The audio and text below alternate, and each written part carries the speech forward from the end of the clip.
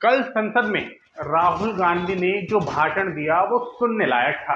भाजपा सरकार पर जबरदस्त हमला करते हुए उन्होंने मोदी सरकार के बारे में कहा, ये भारत माता के कातिल हैं।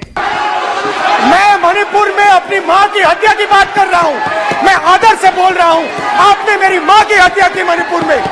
राहुल गांधी का ये भाषण दरअसल भारतीय जनता पार्टी के छद्म राष्ट्रवाद यानी नकली राष्ट्रवाद पर सीधा हमला है। वो जो अपने आप को कहते थे कि हमसे बड़ा राष्ट्रवादी कोई नहीं, यानी बीजेपी से बड़ा राष्ट्रवादी कोई नहीं, बीजेपी से बड़ा राष्ट्रभक्त कोई नहीं, राहुल ने उन्हें कह दिया कि आप भारत माता के हत्यारे हो, आपने मेरी मां को मारा है। सही बात तो यही है कि आरएसएस और उसके सभी संगठनों को भारत से ना तो तब कुछ लेना देना था जब यहां अंग्रेजों का शासन था, ना ही उनको अब देश से कोई मतलब है। धर्म के नशे ने इनको इतना अंधा कर दिया है कि ये भारत में मौजूद सैकड़ों सांस्कृतिक राष्ट्रीयताओं को मिटाकर बस एक हिंदू राष्ट्र बनाना चाहते हैं। भारत का राष्ट्रवाद दरअसल विविधताओं का राष्ट्रवाद है। भारत माता काओ बेल्ट में पूजी जाने वाली सनातन धर्म की कोई देवी नहीं है। ये भारत माता मुसलमानों की मादरे वतन भी है। भाजपा के झूठे राष्ट्रवाद और फर्जी देशभक्ति का पर्दाफाश करने के लिए राहुल गांधी ने एक नैरेटिव सेट करने की कोशिश की है, जो अपने आप में कमाल है, बेहतरीन है।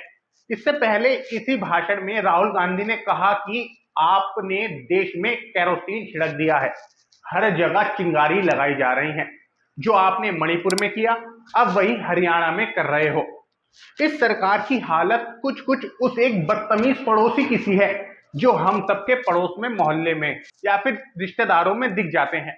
अगर आप उनसे कहें कि मैंने आपके बेटे को सिगरेट पीते देखा है, वो आपका शुक्रिया अदा करके अपने लड़के को डांटने के बजाय बहुत जोर से चिल्लाकर कहेंगे कि तेरे लड़के को तो मैंने चरस पीते देखा है।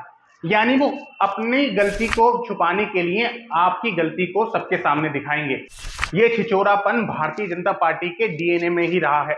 आपने देखा कि प्रधानमंत्री पद की गरिमा को मिट्टी में मिलाते हुए किस तरह प्रधानमंत्री मोदी ने इंडिया गठबंधन की तुलना इंडियन मुजाहिदीन से की। हालांकि इसका जवाब कांग्रेस नेता कन्हैया कुमार ने बहुत ही खूब दिया था।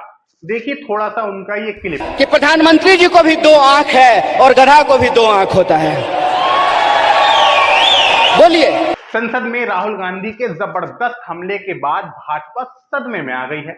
इसका मुकाबला करने और देश का ध्यान राहुल के भावुक और जज्बाती भाषण से हटाने के लिए निहायत ही घटिया कदम उठाया गया है। 22 महिला सांसदों ने स्पीकर को चिट्ठी लिखकर आरोप लगाया कि राहुल गांधी ने स्मृति ईरानी की तरफ फ्लाइंग किस उछाली है। हुआ यूं था कि अपने भाषण को खत्म करके राहुल गांधी ने स्पीकर महोदय की तरफ फ्लाइंग किस के माध्यम से सदस्यता बहाल करने के लिए आभार प्रकट किया था।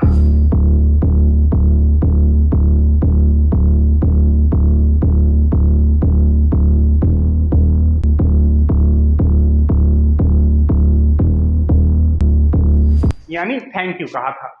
इस मामले में कांग्रेस की तरफ से स्पष्टीकरण भी आ चुका है, लेकिन इस सरकार से किसी लोकलाज, शर्म, हया की उम्मीद नहीं की जा सकती।